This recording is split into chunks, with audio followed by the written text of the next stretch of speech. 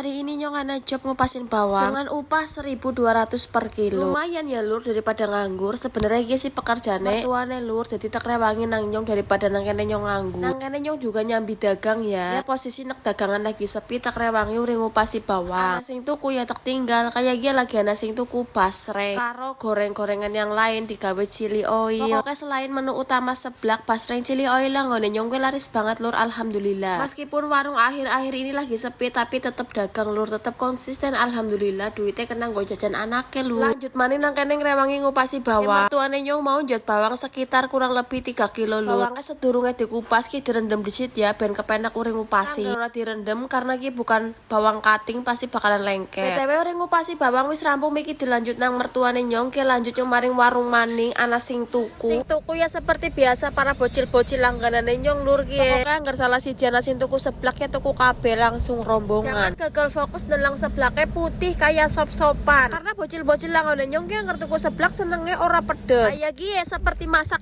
mie, sing penting wareg. Ya pora lur.